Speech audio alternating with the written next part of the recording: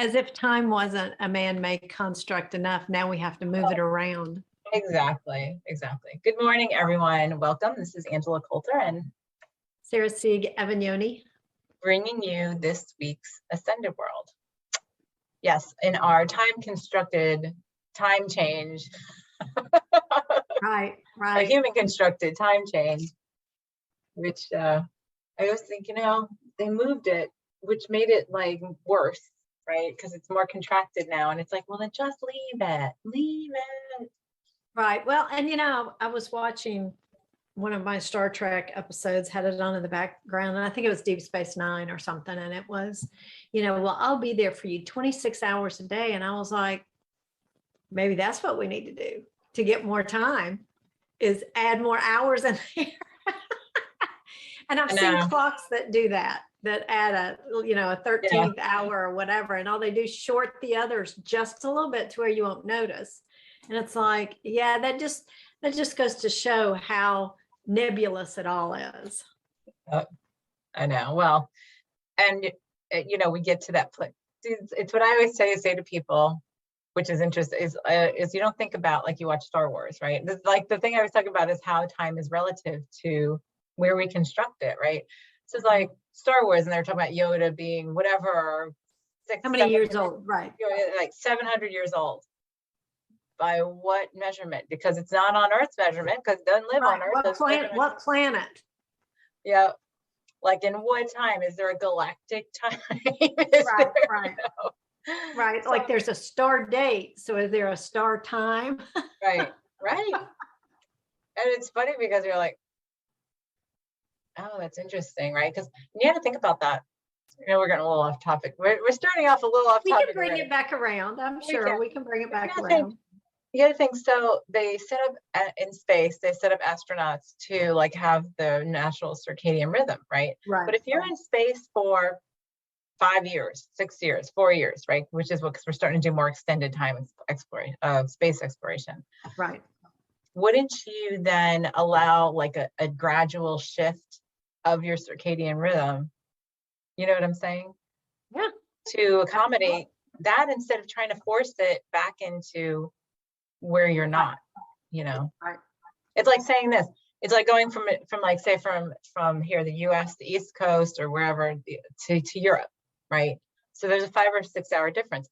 If you're only going for a couple of days, that's one thing, right? So you try to keep the same pattern of time for yourself, right? But if you go for a week or 2 weeks, you want to adjust to that time zone because it's easier for your body to adjust, right? So and it's easier to integrate into what's going on, and the sun rising and the sun setting and meals being served. And so that was our little side note. Right. Well, but then you can take that back to, okay, so we've had this shift in an hour, and I get so frustrated, and with myself, it's like, it's just an hour. I should be able to do this. Why am I having such a hard time with this? And then it starts, well, is that really a surprise? You have a hard time with everything, and that can roll right into that judgment that we. Oh, that was beautiful how you did that. Very impressive. I have a little experience in that area. I think we all do, for sure. But yeah. So we wanted to hit on this because this comes up, and it's a talked about subject, but it's not really a talked about subject, right? We talk about in consciousness, and this is going on a lot. We spent last weekend, as we had our thing with Yasmin with us last week, because we were at her house down in Florida, and we had our deep dive weekend. And what we call deep dive weekends are deep reflections into ourselves, right? So then there's no excuse, there's no blaming it, there's no giving, pointing an arrow at anybody for any fault of my reality besides my own. So that's what we do for anybody who's interested, because we will be doing more of those publicly, for people who want to join us in the future. But they're great. They are great. But the thing is to be prepared to be, like, stripping away the membranes of why, because how many times do we get into this, right? And Yasmin, you can comment too, because you're definitely, the three of us do this all the time, is that we want to blame desperately other people. We want to blame situations, Circumstances. Right. Well, if he would only do this, or if she would only do this, or if this would only happen, and all that kind of stuff. Or, blame your parents for your childhood. We've got some elaborate blames going on. Mm-hmm. Right. And we say, oh, well, I had an abusive parent and blah, blah, blah, and I can't help it. It's like, except when you step back and say, I chose that parent. I chose that situation. And then we get really step back even further and say, and that is just a facet of myself. Mm-hmm. Yes. And many, it's very challenging to get to them. I have had, as you know, people walk away from me, like not even want to talk to me anymore, because when they come to me, they like start complaining about somebody else, or they have a judgment about somebody else, and they like, otherwise, like they have such a great existence, a great consciousness, a great reality, and then they get fixated on like one person. Right. And I will say to them, regardless of how I feel about that person that they're fixated on, I'll be like, so why do you get so triggered by that person? Like, why do you judge them so much? Because if there's a judgment or a trigger, there's something that's reflecting back to you by your interaction with that person that's causing you such anger, right? And we've said so many times that person, out of their unconditional love for you, has agreed to be that reflection to you. Yes. And it may not be something that they enjoy or that they want to do, but out of that commitment and unconditional love for you, have agreed to mirror that for you and allow you that space to, as we've been saying, to sit with that and to understand it better, and to look at the judgments, all around the judgments from every angle. And we get to this place in consciousness in our self-practice, and then we very prettily package it up in something that doesn't look like judgment, right? When we say things like this, oh, they're just not at my vibration, so I'm just going to avoid them, because I feel like every time I'm with them, my energy just gets sucked out of me, right? Because they're an energy vampire. Listen to all of these, these judgments in there. And they sound so like, oh, they sound so spiritual. So lofty. Right, and lofty. And it's like, oh, well, I don't need that. And it's like, except when you are truly in that place of observation, right? In a place of holding your space, of knowing you own your space, that nobody can take your energy from you without your permission, right? Right. And no one can make you feel a certain way. That's right. It's all your choice. Yes. So it's good morning, both Yasmin and Michael. Good to see you here. But it's when we get fixated on being like, and I know, like, I've had people walk away from me and will not talk to me anymore because I won't side with them about an individual. And I just say, and all I say to them is, so have you looked at why that triggers you, right? If you have 10 different people, for all of us, for you, for me, for every individual, if there are 10 people who observe us, you're going to have 10 different experiences of their interaction with us, right? And they're all right for whatever we reflect back. And I have triggered people, you've triggered, like we've all triggered people into something, right? But it's not us, just like other people have triggered us. Right. Well, and what it's all good and fine when it's, something like he said, she said, that kind of thing. But when you come back to that place to where you come to the realization where you're expanding your understanding and starting to see other people's perspectives, and then you start coming to the place where, oh, what they're saying about me actually might hold some truth. Mm-hmm.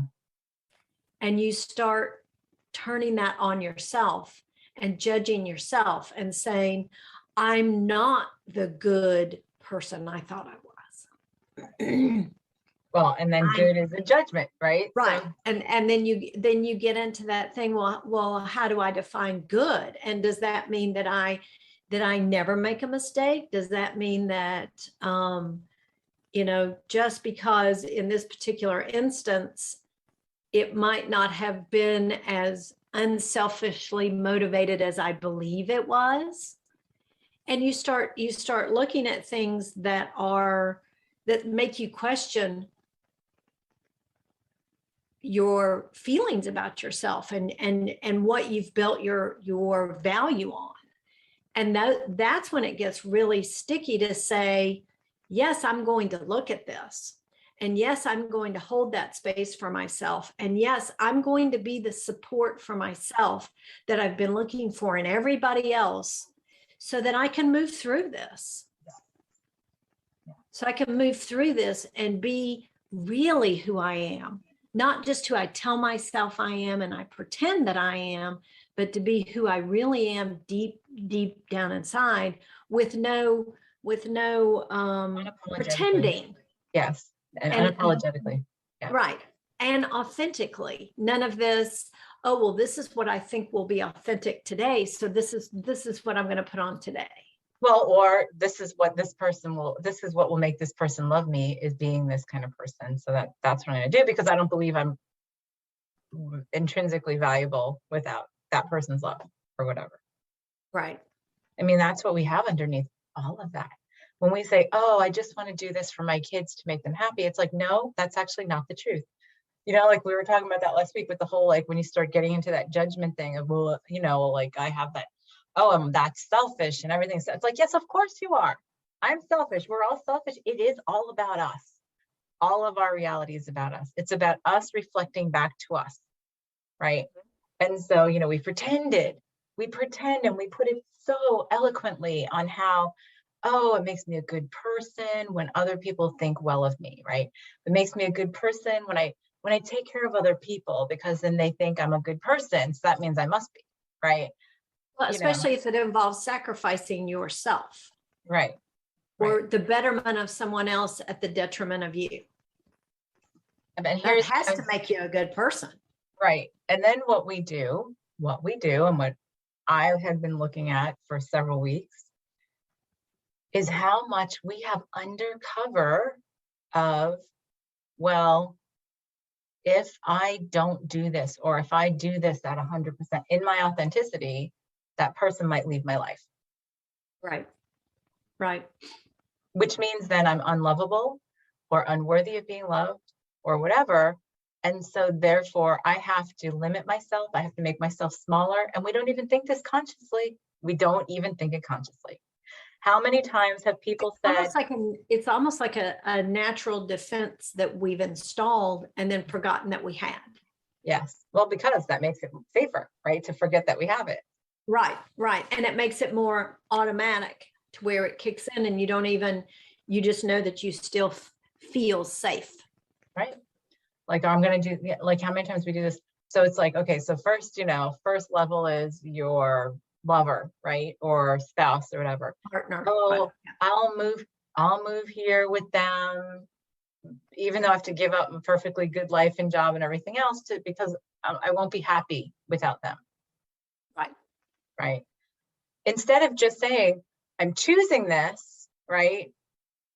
Because maybe this isn't working for you, or maybe it's not working for you in the way that you had hoped, right? And stuff. And it's also an opportunity to be with that person, but also an opportunity to make change, which is what we never acknowledge because we've romanticized I do this for you. Right. Which carries an expectation. Mm-hmm. That installed expectation of I'll do this for you, and that you later will you'll do this for me. Right. Yeah. Then in turn you will pay me back somehow, or next it'll be my turn, or there's some give and take that's assumed. Expected. Right. And then many times that never happens, because then it becomes this lopsided thing, right? Now, I'm not saying that you'd never want to do that. The thing is to really be clear on your own guidance. If guidance says go, then go. If guidance says stay, stay. But it's not should I go, because should is ego. Like, as we've said so many times. Right. Should, shouldn't, have to, can't. Those are all ego words. When like what I ask is it for me to do this? Right. Right.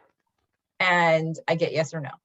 Well, and there's so many things that can be bundled with that. Like, for instance, if you do make changes to accommodate and it's been your guidance to go, don't stop at just going. Okay, so now I'm here. What's here for me?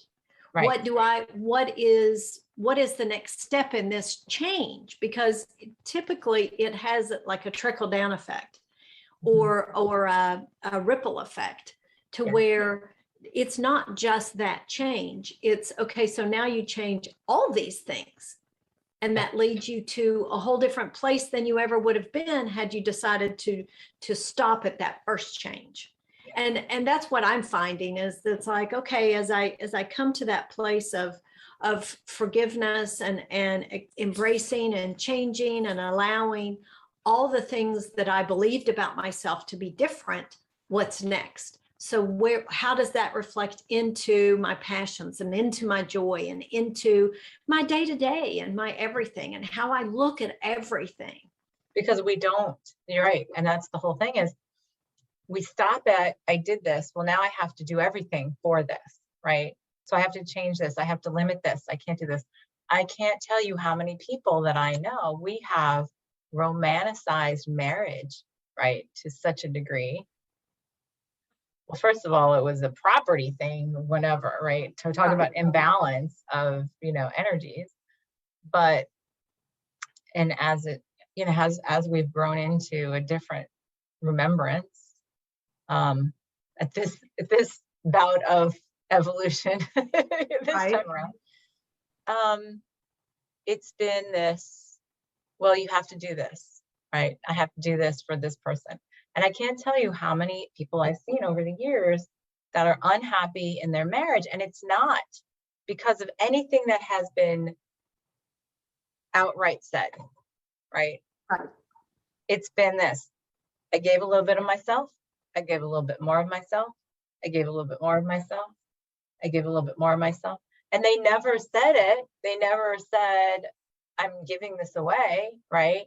I moved. I gave up my career. I agreed to stay home with the children. Even though that makes me unhappy, right? But then what kind of a person am I to stay home, to not be happy, staying home with my children? Because that would make me a bad mother. Or I think it will make me happy because I have this void within myself that I expect that to fill. Right. And then you deplete yourself even more to find out, well, actually, no, that was a depleting activity, not a restoring activity. That's right. Well, and there are so many, especially mothers that I've met that have come in to see me over the years that they are, and they're embarrassed, they're ashamed to admit until I close the door and they're like, I'm just not happy. I love and what they always do this preface of, oh, I love my husband and I love my kids and I do anything in the world for them, but I'm really unhappy being home. And I mean, and there are people I've worked with over a course of several years to get them to a place where they finally can say, yeah, nope, this doesn't work for me. I'm going to do this the way that works for me. Right. Or you get those that come to that natural place, with the empty nest syndrome. It's like, okay, so now what do I do with what I have left of who I am? I need to go get a life. Right. I need to go get a life, and I have no idea where to start, what it looks like, what it feels like. And it's that reassessing that reflection in the mirror and coming to that place of understanding and that knew who you are. Yes. Of making a sacrifice to get the blessing. Yeah, that's exactly it. Right. And the blessing isn't near what you think it's going to be. Nope, never is. Or it's so temporary, right? Until the next time. Right.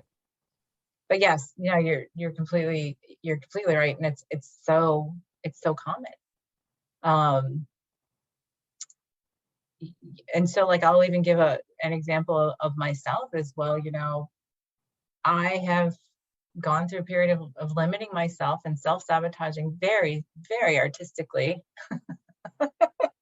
after Absolutely. you know, 8 years ago, there was a big blow up in my marriage, and it was equated to me being so successful in my business. And then at some level, and it wasn't even a conscious choice, at some level, I thought, oh my gosh, he'll leave me if I'm too successful in my own business. Even though I was tremendously successful in corporate, that was different because it wasn't my stuff, right? So that was this whole weird Someone thing. else. Right. Right. And so, like, it's funny because in unraveling all this, my husband was horrified to know that I had held that over my head all these years, because he's like, I want you to be successful. Like, you know, yes, I recognize that was my stuff back then, right? And that's all that matters, right? He's like, no, I recognize that was my stuff back then. He's like, but I'm over that. He's like, I totally want you to be successful and everything else. And it's all me. It's all me, right? So then it's like, oh, well, now I have to unravel this pattern and habit, or these habits, right? Right. Well, I mean, you look at kids who are in law school. They've gone to undergrads, they go straight to law school, and the pressure and the competition and the drive and the push and the push and the push and the push. And then they study for the bar after they graduate, and then they take the test, and then they have nothing but time. They have nothing, no goal, nothing before them. And there are several who commit suicide because they can't go from that frenetic pace to the nothingness, because they don't have that other focus. They don't know other than that drive. And I think that a lot of people get to that same place in their lives where, okay, this is over, this is done, even if it's caring for a critically ill person or a handicapped child or anything like this. And then all of a sudden the bottom just falls out, and it's like, who am I? Well, it's the empty nest syndrome, right?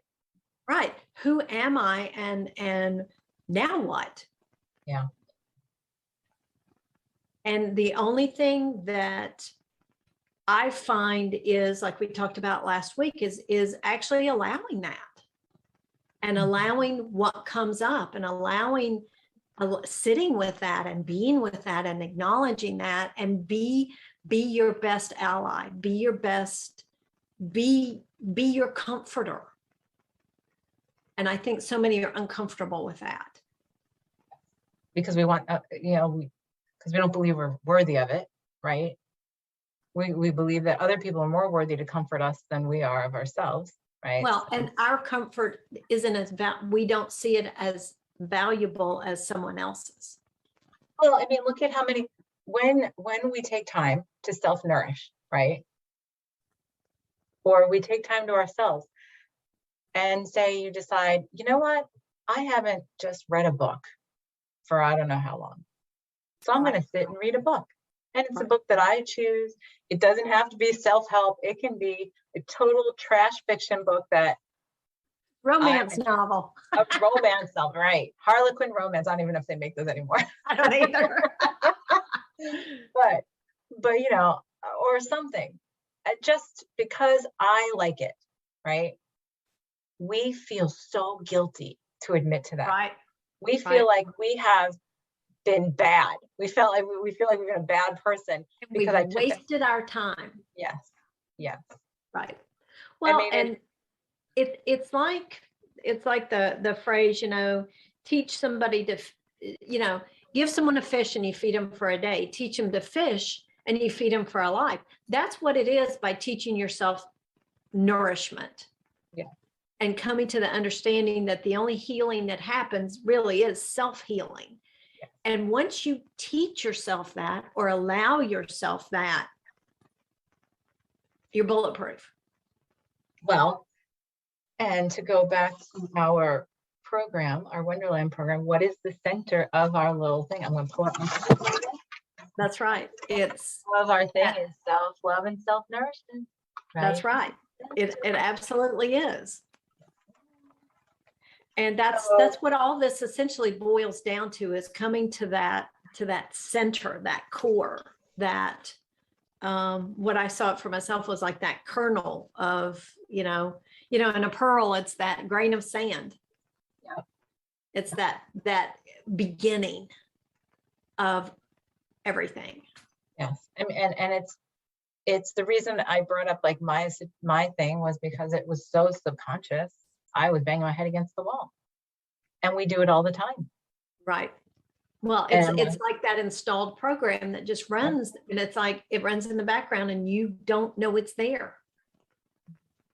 You don't feel it, you don't see it, you don't have to maintain it. It's just automatic. Yes. And we have so many layers upon layers upon layers upon layers. So here's the thing. When we progress on our path of self-consciousness, right, and self-awareness and self-remembrance, this is one of the biggest, most challenging roadblocks that we hit, because it's so well masqueraded Right. that we will look at it and be like, I see nothing. I see nothing. Right. Which is such a big, by the way, such a big message right there. I see nothing. But I'm so frustrated. I see nothing. And you're going, oh, this sounds way like, it's very convenient to the ego to say, I see nothing. I don't know what you're talking about. This obviously is a victimhood thing. And so this has to be a situation where I totally am a victim. Right. This one time, right? This one person. And that's where we're talking about, that external judgment comes, right? Then you start going, oh, well, if only this didn't happen, if only COVID didn't happen, if only, this person wasn't in my life, if only I didn't have to. The housing market weren't so volatile right now, or if only, the job market was better, or if only if I had health insurance. Yes. Or if only I could lose weight. Well, and it's like, I was talking to my daughter over the weekend, my youngest, my 23-year-old, who, she was having some digestive stuff going on, and she's had some stuff off and on. And I said, you might want to maybe look at, and I've said to her multiple times, you might want to look at your diet. You might want to look at how you're eating. You might want to look at this and this and this. And she wasn't really willing to look at it until it got exacerbated. Right. So I'm like, well, I said, but then you also have to look at why you don't feel worthy of taking care of yourself. Nourishing yourself. And nourishing yourself properly. Yes. And that is something that's, plagued me my whole life, is I've never felt worthy to nourish myself. And,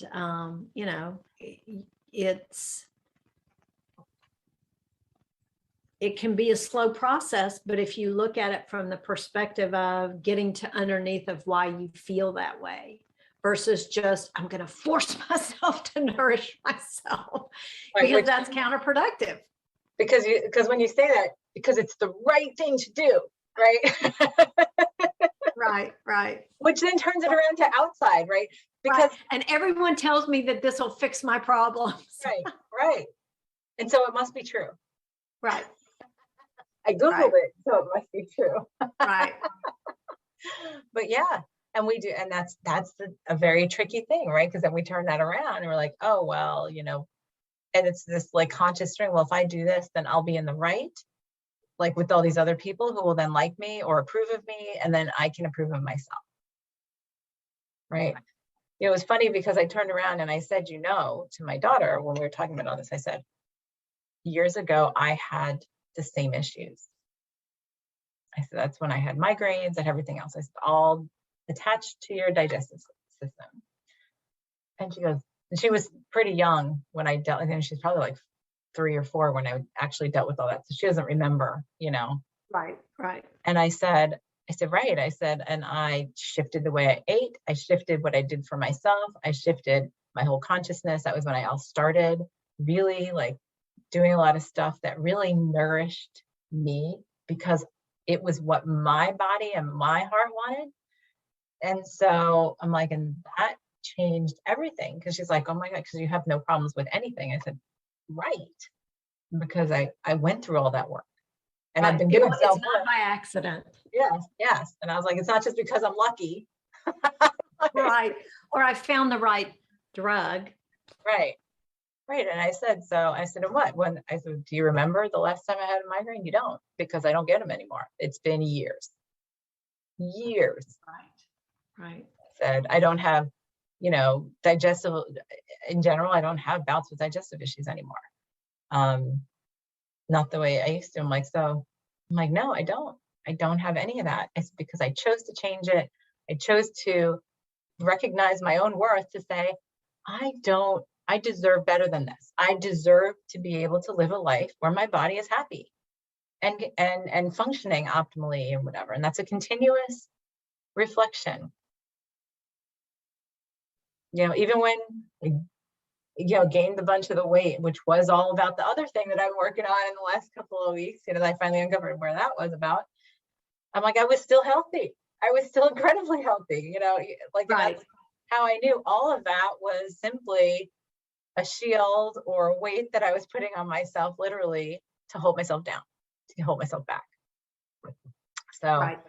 It's well, it's and the more we give ourselves away, the more and sacrifice for others, the more the physical body responds. Well, like, oh, well, then I need to be bigger to accommodate this.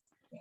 I need to expand myself physically to be able to manage this constant drain on myself. Yeah. Yep. And the more that I just go, yep, no more. Yep, no more, not mine, not mine, not mine. The easier all of that has just, I've just shrunk and shrunk and shrunk and shrunk. That's the easiest thing, the easiest way to go about it. So and this is all part of the same thing. This is where the judgment and everything comes from when we get, so always look at, the more adamant you are about judging somebody, the more of a pea it is, the princess and the pea, right? The more of a pea it is under those mattresses to look at and say, oh, what am I strategically hiding from myself so that I feel better judging these people, right? Like how many, makes me cringe. You people. What a horrible phrase. So I'm like, so that's a judgment too, but it's like, it's such an externalization and a projection phrase, right? You people, right? Like all of you people, right? And it's like, that's the thing for us to stop saying, because it's all me. It's all me. If you replace all you people with just, it's all me. Damn it. Boy, does that change it? Boy, does that change it? Yeah. And then it's like, and then you judge yourself, right? Then you go back into like what you're saying in the beginning. You loser, like what you've done. Look at how you look at what you've made for yourself. Look at this mess you have to clean up, and right? Well, and that's the perfect place to start, to say, if this were my best friend or my child or my pet, especially, that's a great one. Yeah. Yeah. If this were my pet, how would I treat my pet? Right. And if you treat yourself that way, I mean, just the shift that comes over your biology is tremendous to the holding and the concern and the care and it's the epitome of holding space for someone is to allow yourself to move through this on your terms, and not, oh, well, grief should be this or anger should be this. It's on your terms. And to be that or marriage should be this, or parenting should be this, or right, friendship should be this. So that to me, that's the first step, is to shifting that mental picture of how you see yourself and treat yourself when you're in the throes of looking at that reflection in the mirror and coming to that judgment of yourself. Is to shift that and to say, okay, if this were my best loved, you fill in the blank, pet, parent, spouse, partner, friend, child, how would I want to comfort them? And then Well, do that for yourself. right. And why wouldn't we? Right. I mean, 'cause what do we say? But When we, we talk, but I we don't know about you. usually don't. No, I mean, that's the whole thing is like, what do we say to our pets? Like, I think about how I talk to my cats, I'm like, oh, handsome boy. Like, you know, that's how I talk to Oh, I yeah. talk to my cat all the time. It's like, oh, you're such a handsome boy. And, oh, look at that beautiful belly. And like, all kinds of, you know, like stuff like that. Like, he's got a little pooch belly. And like, oh, look at that handsome belly. I would never say, you fat thing. Right. And you're so smart. Yes, what a smart boy. And da, da, da. Right. And then my female cat, you know, Minerva, who's like, you know, the sassy girl, and she's got a birth defect. And I never say, oh, look at you, loser, for, you know, not being able to walk right. I like, look at that beautiful sassy walk you have, you know, and stuff like that. Right. Right. Yeah. But we don't say that to ourselves. We say, oh, my hair isn't the right color, my hair isn't the right texture, it's blah blah blah, my eyes, my nose, my body size, my shape, my Well, boobs. and I'm just so stupid. I'm so stupid, or I'm not Right. smart enough, I'm not strong enough, I'm not Successful enough. I'm not blank enough. Just fill all that in, right? Right. Right. Right. So But you would never tell your pet that. never, never, never. So, you know, I call him my little prince. Right. You Right. know what? He acts like it. Of course, he's a cat. It's just, you know, their natural thing. Why don't we just be like cats, right? That's what we deserve. They're like, I deserve this. The cats domesticated themselves because they saw the benefit in the mutual partnership, right? Being served. Yeah. So I'm thinking we need to be more like cats. I don't know. My dogs have trained us pretty well. So Yeah, well, dogs do. Dogs do. Although dogs tend to put up with more, I think, than cats do on the other side. But you know, I remember having to not yell at, sort of like work with my dog because she would take on stuff for us and for others around us. absolutely. And I would be like, no, no, no, no, no, you do not do Right. that. Right. Although my cats have done that too. So I think all pets in general, not just cats, but yeah. It's that heart-to-heart connection. Yeah, absolutely. Yeah, you're right. So, so that's the important, this is a really uncomfortable and yet crucial part of our coming to self-awareness, self-observation, Right. self-presence, self-nourishment, self-love, ultimately, is looking at in observance. And we're doing a lot more on talking about presence with stuff and observing it and not reacting to it, but looking at the voice within yourself, right? Where did that come from? What was that about? And what's here for me? Yeah, what's it telling me? What's it here to tell me? Yes. And that's if you can separate yourself enough from any emotional charge to just say, okay, so what's the message? What is this saying to me? What is the value of this? It really can change your perspective on the whole thing, almost like making it more of a mental activity instead of an emotional one, to just say, okay, so what are the facts here? Just the facts, ma'am. No judgment, just the facts, just the observation, right? Right. Just the things, because that's all they are, is just things. Right. And when you start looking at it that way, because what mars without the beliefs attached to them. Right, because what mars that and filters it, gives us these like blinding glasses, is why would, like, the judgment of why would I have done that, right? When we say I've chose that this abuser would be in my life, or I chose that I would be abused, I chose that I would be raped, I chose that I would be whatever, at another level of consciousness, the next step is not to fall into the ego then going, oh, well, I'm going to slip into that level and say, well, what a loser to have to choose that, right? Yeah, can't even get that right. You get that right. Yeah, I mean, because I have gotten to that place with many people who then look at me and go, well, that's terrible. Why would I have chosen? Like, no, I see that, but I just don't know why. Well, that's terrible. I'm a terrible person. Why would I choose that? No, you're not a terrible person. It's all perfect. And it's easy for me to say to you, right? Oh, right. It's easy for me to say to you, but then of course I'll say the same kind of thing in the mirror about something, right? Although I'm pretty good about accepting that I chose something. I just sort of laugh at it now, like, well, look at that. Right. Right. Look at that sassy part of me saying I needed this. I know how sassy I am, right? Yes, and that's changed the tint of that in many respects, right? But I have to catch myself. And when we get to that place of starting to judge someone, it is what we've talked about in terms of, like last week, we were talking about sitting with something and being present with it, right? And that is such key. And we're going to come back to that many times, because the being present with something is being present without doing anything about it, just looking at it. Right. Right. And that's the best way to get to know who you really are, is to just sit and be present with yourself and gain a better understanding.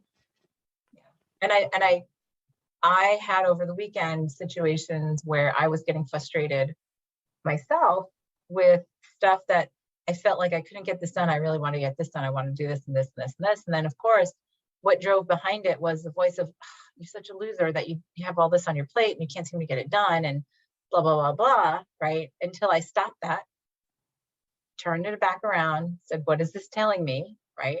Right. And when I said, you know what, I want to do all of this. I'm very happy that these are things that all make my heart sing, right? Right. So I'm just going to make sure I schedule it better, right? So that I can say, I'm going to just schedule this for this time for this, and this time for this. And I'm going to keep to it for now because it's a structure that keeps me separating. And then, but I have to commit to myself that when I'm in this time period and I'm working on this, I'm not thinking about these other things, because the thinking about the other things is what prevents me from getting this done, because then I judge myself and then I procrastinate and then I do other stuff that's, sabotaging, right? Or and you just get into that snowball effect to where if you had followed through and given yourself the space to do that one thing. Yes. Well, and I've always heard that multitasking is, it's the opportunity to do multiple things halfway. And I've always been a master at doing multitasking, which again, then you go back to, well, but then what am I doing all of it halfway instead of allowing myself to immerse myself in each activity, right? And I found that when I said, I am just going to schedule this for 2 hours, I'm not going to worry about the other stuff, because at the end of 2 hours, then I can go on to this. And I did that all weekend and it worked wonderfully. And I was in such a better mood. I was so much more productive. I got a lot done. I was happier, right? I wasn't judging myself and getting irritated at myself, because that's what was happening. I was getting so angry at myself. Like, what's the matter with me? I can't get this stuff done, right? So it's finding a way to, and in that saying, I'm just going to put the space where I am present in this task or this thing that I want to do. Right. And that means that I am not then looking at anything else at that time, and I'm being completely present with what I am doing right now, which is what we have a hard time with in general. Right. Because that means I have to be then present with myself. Right. So what's our clearing for today?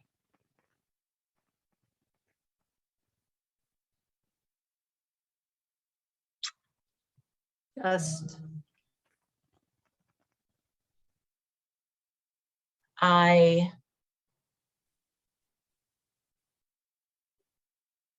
see the mirror in all of my judgments. Ooh, that's a good one. Yeah. I allow myself to see the mirror in all of my judgments with love and self-support and clarity. How about something like that? As simple as that. That sounds really powerful. Not so simple. Yeah, that's true. No, And then Michael let's says do it. full allowance, and Michael says full allowance of ourselves. Yes, in that Yes, yes. full allowance of ourselves, in authenticity, in true authenticity, and self responsibility, which you and I talk about too. So like, yeah, all of that. All Ready? that. Yeah. Yep. All right, everybody get comfortable. Close your eyes, take a deep breath. As we step out of separation, back in wholeness and oneness, and we hold ourselves at the vibration where that is our truth. That is from where we exist, create, and experience.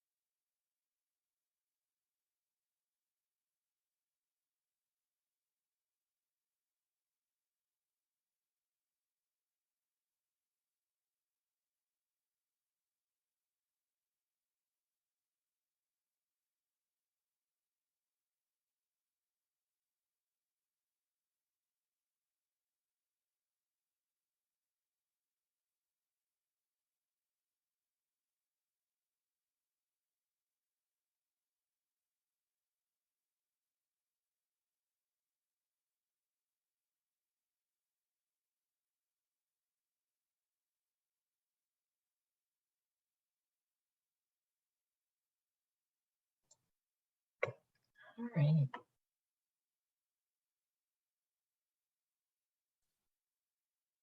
I could have stayed out there for a long time. That was way out there, way out there. I don't even know what time we went out. I don't know how long we were out there. And I was like, oh, I guess we can come back now because I think I'm just going to go sit in that later today for a while.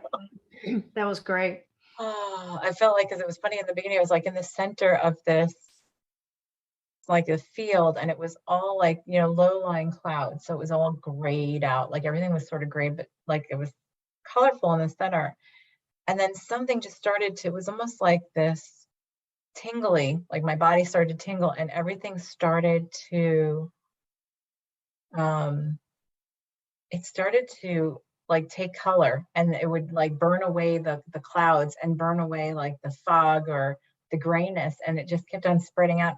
And I just felt like my energy getting bigger and bigger. And it felt so good. And I was like, oh, there you are, right? That was really nice. Michael says, I forgot how strong my own energy is. Right. Yeah. Yeah. Yeah. I saw something very similar with just the the lighting of the, or the uncovering of the essence within, and allowing that to just have that ripple effect.